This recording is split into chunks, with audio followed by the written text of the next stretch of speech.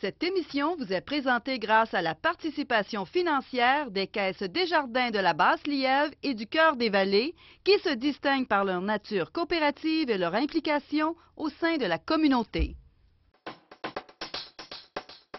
Jeudi 15 novembre 2012. À Infomag ce soir, budget 2013, augmentation de taxes et bisbille au Conseil. Doit-on agrandir l'école aux 80? Sécurité financière expliquée aux aînés. Et bilan de la mi-saison des Mustangs.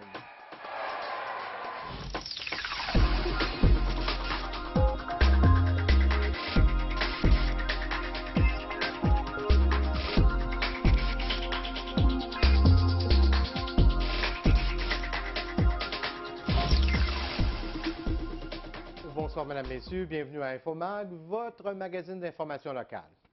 Eh bien, les Gatineois vont voir leur compte de taxes augmenter de 2,5 % en 2013.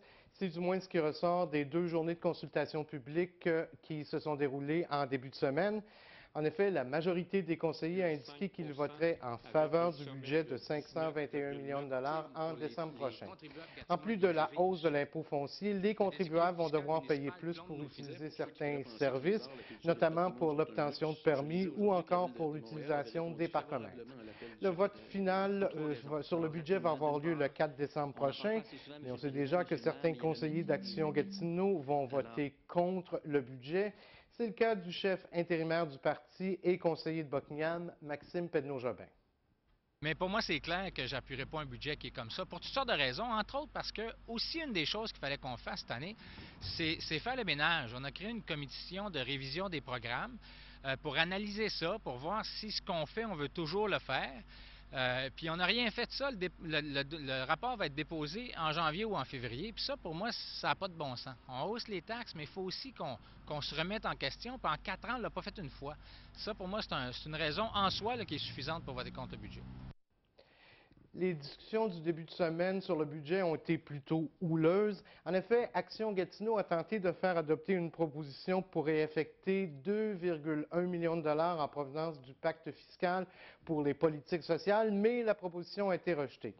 Selon le chef du parti, le Conseil fait une grave erreur en injectant la totalité du pacte fiscal pour les infrastructures. D'un autre côté, M. Pedneau-Jobin soutient que la Ville s'apprête à couper 1,5 million de dollars dans différentes politiques et plans d'action, notamment en développement social et en habitation. Eh bien, le maire et plusieurs conseillers l'accusent maintenant de véhiculer des faussetés, puisque cette somme provient de surplus non utilisés et qui vont être réaffectés ailleurs. Le conseiller Alain Riel, qui semble être devenu le plus grand adversaire politique de Maxime Pedneau-Jobin, l'accuse de semer la zizanie au sein du conseil municipal. Mais le conseiller de Buckingham continue de maintenir qu'il s'agit bel et bien de coupures. Bien, les adversaires continuent d'utiliser des gros mots, là, mais ce qui s'est passé, c'est qu'on avait prévu dépenser de l'argent dans des services à la personne, dans différentes politiques. Parce que, entre autres, on a pris notre temps avant d'embaucher du monde puis de livrer la marchandise, il y a de l'argent qui ne s'est pas dépensé. Ça, là, ce secteur-là, là, c'est le secteur, le parent pauvre du budget municipal. Ça fait que nous, on a dit, vu qu'on s'est engagé à dépenser cet argent-là, on devrait laisser ces montants-là dans ces politiques-là, parce que c'est pas parce que nous autres, on s'est traîné les pieds et on n'a pas embauché du monde que le besoin n'est plus là, là. La population continue de vieillir, on n'a jamais eu autant de jeunes familles, on n'a jamais eu autant de jeunes à Gatineau. Ça crée des besoins, ça, puis il faut investir là-dedans. Puis les organismes communautaires, entre autres, nous le disent tous les jours qu'ils ont besoin d'aide. Puis sur le 1,5 million, il y a 250 000 qui allaient au fonds d'aide aux organismes communautaires, qui nous aident à atteindre des objectifs municipaux, là, qui donnent la qualité de vie dans nos quartiers. Fait que pour moi, c'est une erreur importante. Puis on avait proposé une solution puis pour que le budget soit quand même équilibré, puis on ne voulait pas d'argent frais, là, on déplaçait de l'argent. Puis ça aussi, on nous a dit non.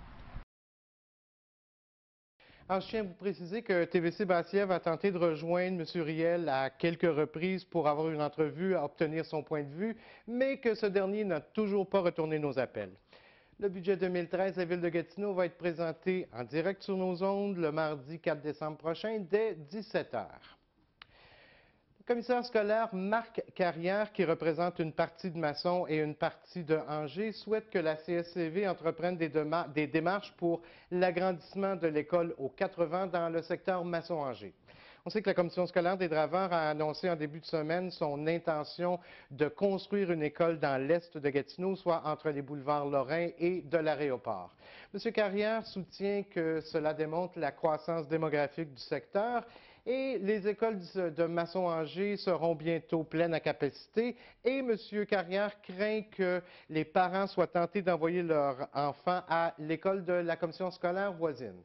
De son côté, le président de la CSCV, Sylvain Léger, soutient que la commission scolaire devra étudier plusieurs options. Au tout départ, M.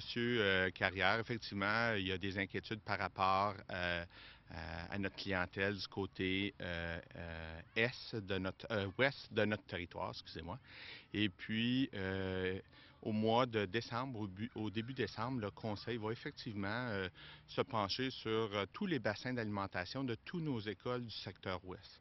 Donc, on va juste regarder et puis projeter l'exercice aussi dans les 5-6 prochaines années avec toutes les données du ministère. Donc, on va regarder tout ça, puis à ce moment-là, on va pouvoir prendre des décisions. Mais au moment où on se parle aujourd'hui, le Conseil n'a pas pris aucune décision encore sur l'éventualité d'un agrandissement ou d'une construction d'école. La Fondation de la réussite éducative au cœur des vallées est un organisme à but non lucratif qui vise à prévenir le décrochage scolaire en offrant des bourses et en mettant différents projets en branle. Eh bien, encore une fois cette année, 3 tirages vont être organisés pour aider à financer ces projets. Les tirages vont avoir lieu en décembre, janvier et février prochains et les participants auront 6 chances de gagner. Lors des 3 tirages, 2 prix vont être tirés. Le premier prix est un crédit voyage d'une valeur de 2 000 $ et le second prix, un voyage à New York en autocar d'une valeur de 658 $. Le secrétaire de la Fondation, Jasmin Bellavance, nous parle des réalisations de cette fondation. La Fondation, c'est un organisme sans but lucratif qui vise à amasser des fonds pour soutenir des projets dans les écoles, pour remettre des bourses à des élèves qui sont pas nécessairement des premiers de classe, mais qui vont qui vont faire un travail acharné pour arriver au même résultat que d'autres élèves qui sont peut-être un peu plus doués. Donc, c'est des élèves qui reçoivent pas nécessairement des bourses habituellement. Donc, il y a aussi de l'aide humanitaire qui est faite par la Fondation, par exemple, des familles qui sont en situation de pauvreté, bien, la Fondation va défrayer des coûts pour des habits de neige, par exemple, pour qu'ils soient au chaud l'hiver. Chaque année, on remet 35 000 $ en projet, auquel on ajoute 10 000 $ de bourse et auquel on ajoute aussi 10 000 $ en projet de petit déjeuner dans les écoles qui sont en milieu défavorisé, où les enfants n'ont pas toujours nécessairement la chance de déjeuner pour différentes raisons avant de quitter. Donc, on soutient à hauteur de 10 000 $ par année les projets de petit déjeuner. La matinée conférence organisée par le Centre Action Génération des aînés de la Basse-Lièvre qui s'est déroulée mercredi a attiré une trentaine de personnes au centre communautaire du secteur Buckingham. Sous le thème « Sécurité des moyens d'accès et de paiement », la conférencière Mélanie Baillargeon, qui est conseillère en stratégie et en gouvernance au Mouvement Desjardins, est venue donner aux aînés présents des moyens de bien protéger leur avoir tout en se protégeant du vol d'identité qui est malheureusement de plus en plus répandu. Un extrait de la conférence qui va être diffusé intégralement sur nos ondes le mardi 27 novembre prochain dès 19h30. 16 % des gens de 50 ans et plus ont été victimes de fraude ou de vol d'identité. Donc, le vol d'identité, écoutez, c'est le crime du 21e siècle. Et ce n'est pas Mélanie de la Fédé de Desjardins qui dit ça, c'est vraiment le gouvernement canadien. Le gouvernement canadien parle du vol d'identité, ça fait déjà quelques années de ça. Et il faut s'en préoccuper. Donc, c'est très, très, très important de respecter ou plutôt de protéger nos avoirs et notre identité. La sécurité publique de la MRC des Collines de l'Outaouais demande l'aide de la population pour tenter de mettre fin à une série de vols de fils de cuivre sur son territoire. En effet, depuis la fin du mois d'octobre dernier, on enregistre une recrudescence de ce type de vol, notamment dans la municipalité de l'Ange-Gardien. Les voleurs s'en prennent aux installations du ministère des Transports en y dérobant le système de câblage souterrain, ce qui plonge certaines sections de route dans l'obscurité. Les voleurs s'en prendraient également au câblage de Bell Canada en coupant les fils à même les poteaux, comme ce fut le cas le long de la route 315 à l'Ange-Gardien. Évidemment, plusieurs abonnés se retrouvent sans service téléphonique dans ces cas-là. Les policiers demandent donc aux automobilistes de porter une attention particulière aux automobiles qui seraient stationnés en bordure de la route la nuit et de rapporter le tout rapidement. Une intervention rapide des policiers pourrait permettre de prendre les voleurs sur le fait. Les fraudeurs semblent toujours trouver de nouveaux stratagèmes pour frauder les personnes les plus vulnérables. Depuis quelques mois, des personnes âgées sont la cible de vols et de fraudes d'un tout nouveau genre. Pour nous en parler, j'ai rencontré l'agent Pierre Lantier du service de police de Gatineau un peu plus tôt cet avant-midi dans nos studios.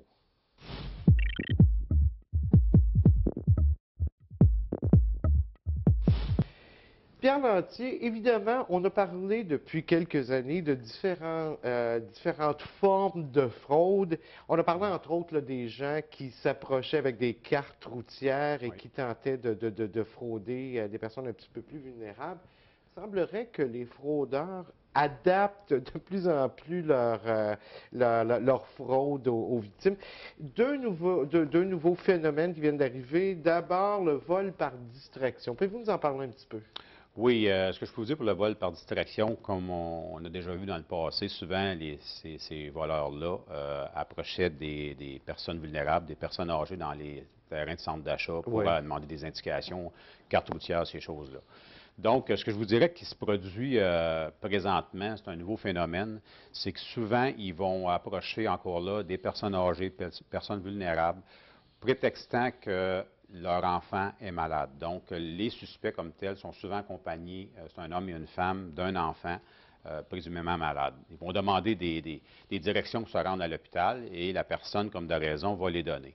En guise de remerciement, ce qu'ils vont faire souvent, c'est qu'ils vont donner une poignée de main ou vraiment faire une accolade. Puis, au moment qu'ils font ça, ils vont utiliser les boucles d'oreilles, les colliers.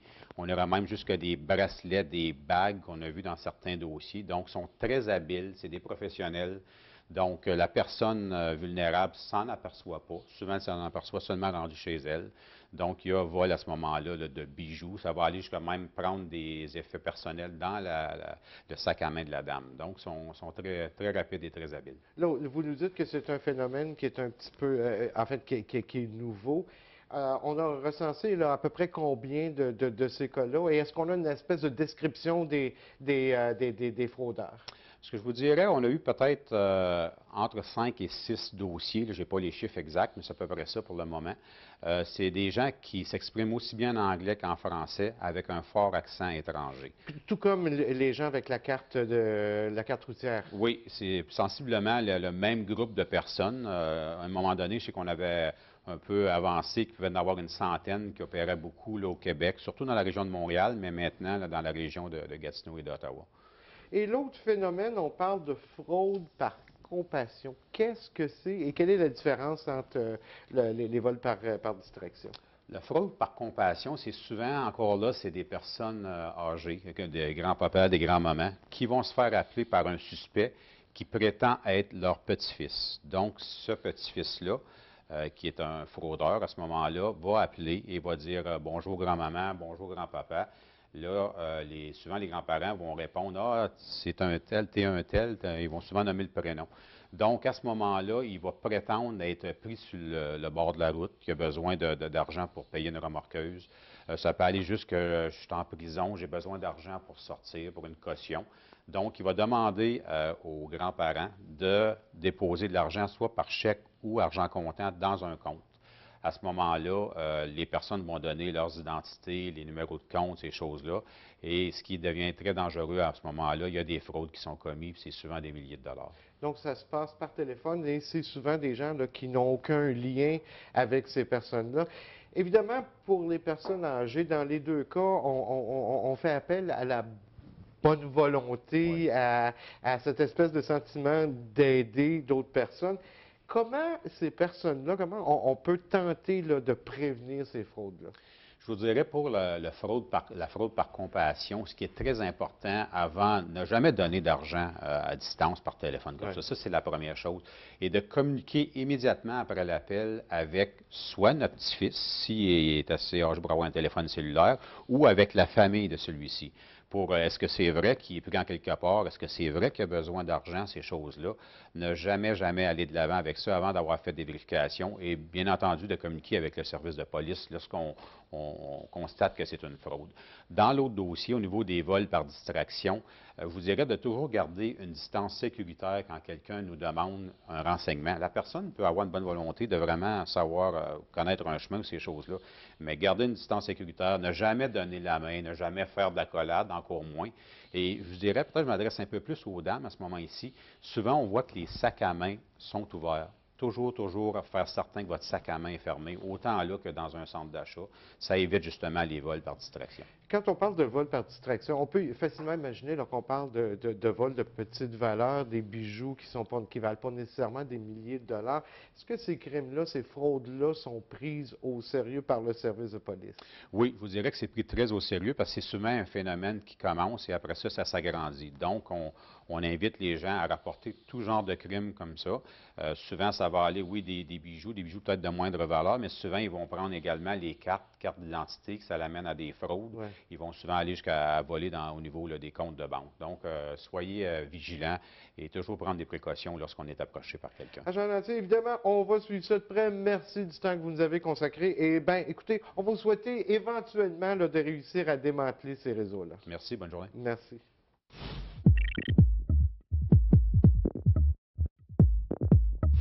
Alors bonjour, ici Émilie Charon-Pilote pour la chronique communautaire.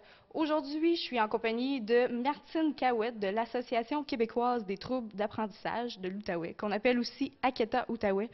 Bonjour Martine. Bonjour. D'abord, parlez-nous un peu des services que vous offrez pour l'Aketa.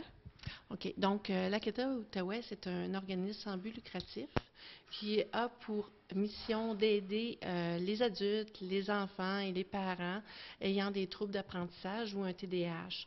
Les services qu'on offre en lien avec notre mission sont un centre de documentation avec diverses informations telles que de l'information sur le TDAH, les troubles concomitants, la dyslexie, la dyspraxie, la dyscalculie, la dysorthographie et la dysphasie.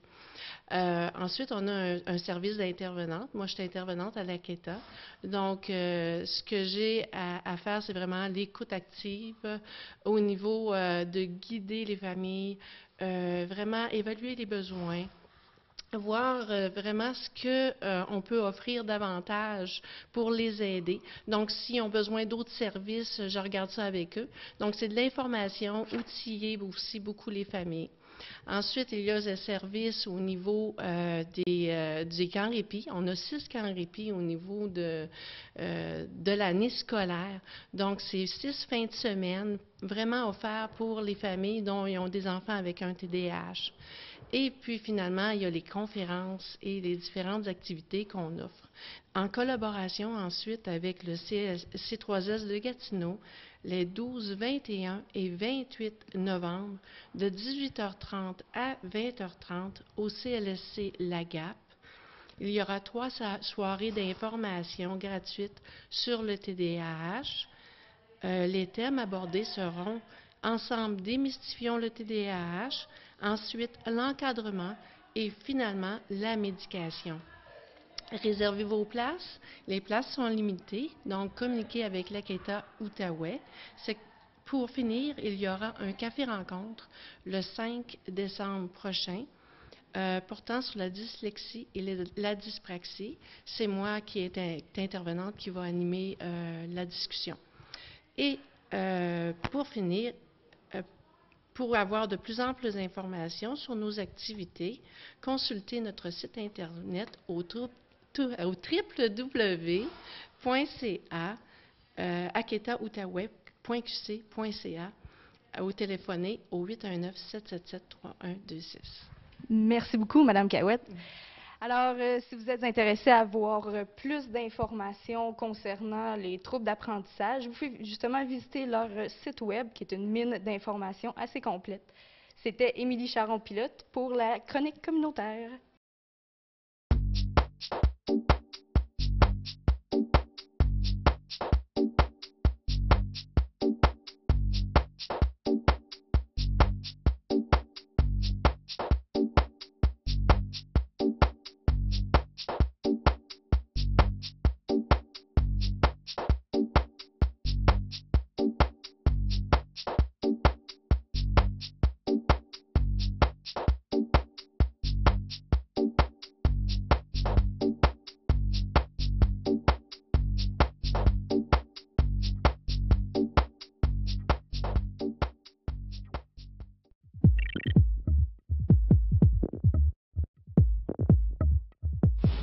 Et pour nous parler sport, on reçoit encore une fois François Croteau. François, on en parlait la semaine dernière, nos cadets au football qui étaient en finale régionale, comment ça s'est passé?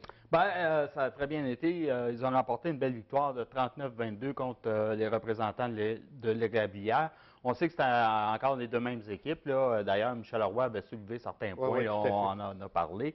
Alors, ça a été quand même un match où les Tigres ont pris l'avant, mais l'Érablière là, est revenu pour mettre les choses un peu plus serrées, sauf qu'à la fin, là, on s'est sauvé avec la victoire du côté des Tigres.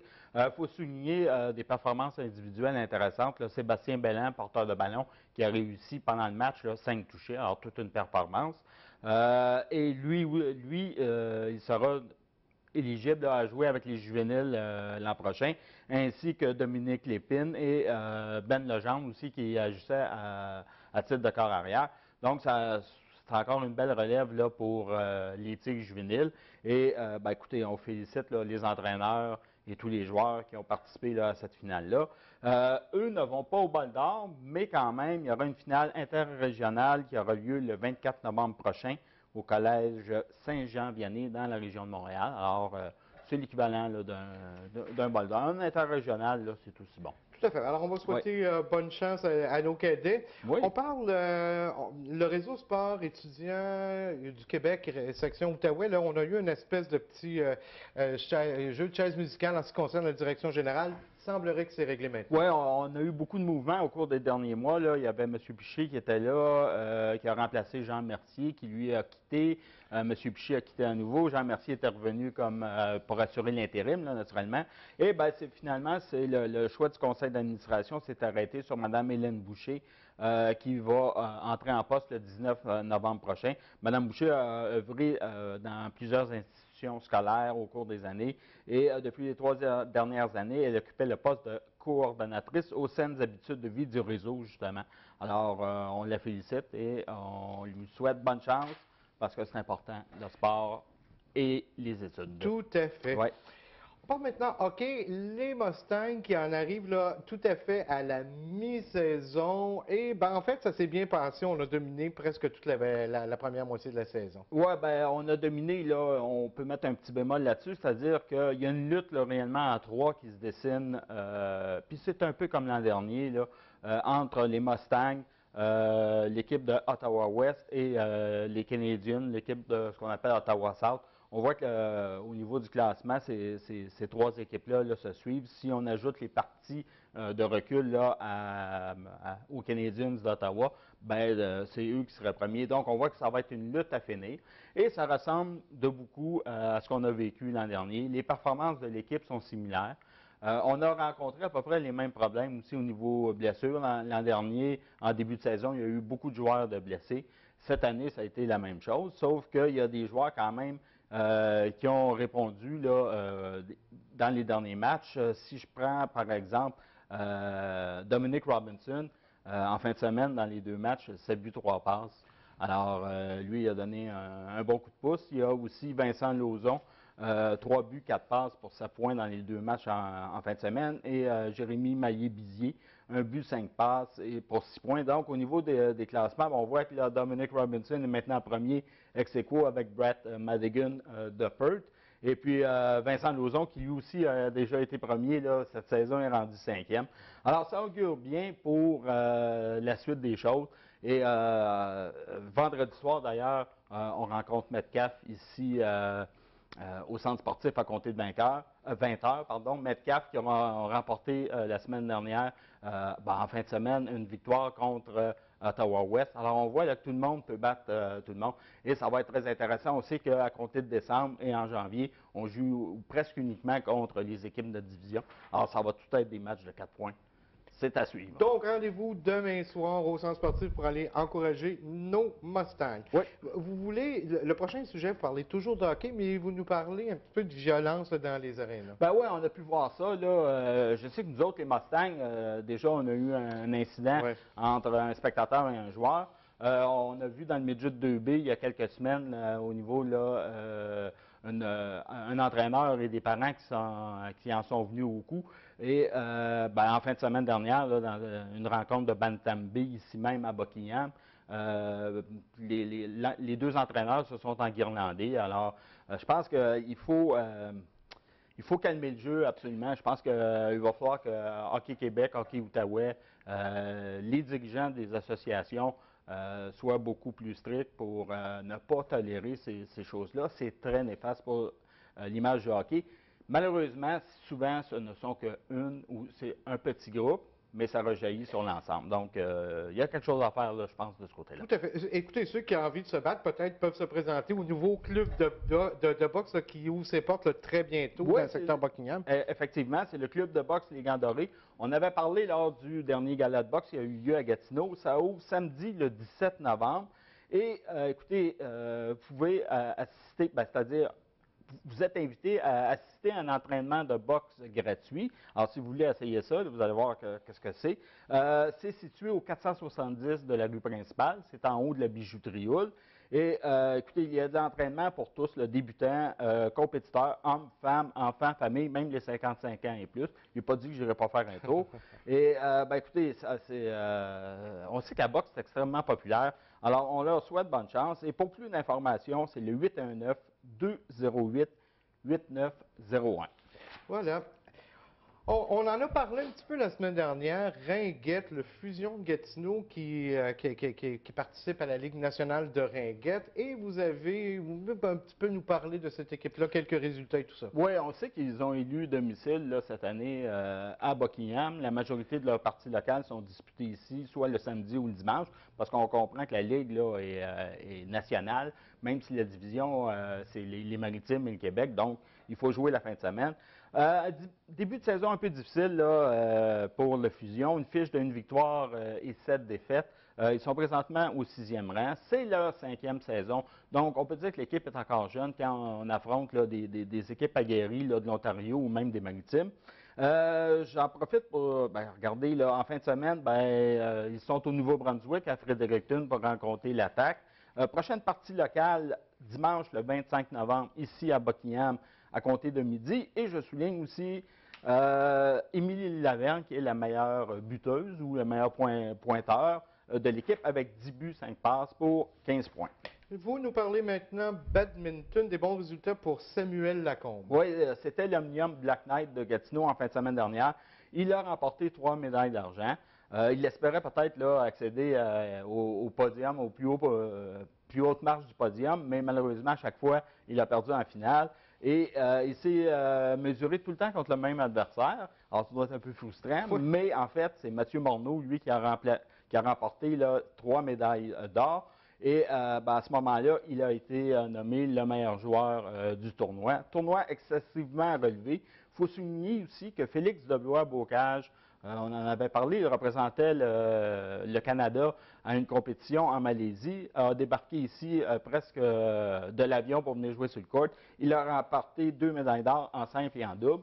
Il a dit qu'il a bien aimé son expérience là-bas, mais il dit le calibre de jeu, on tombe dans les ligues majeures lorsqu'on s'en va dans l'Est. Voilà, François, merci infiniment. On va vous souhaiter bien sûr bonne chance vendredi soir, bonne deuxième saison pour les Mustangs.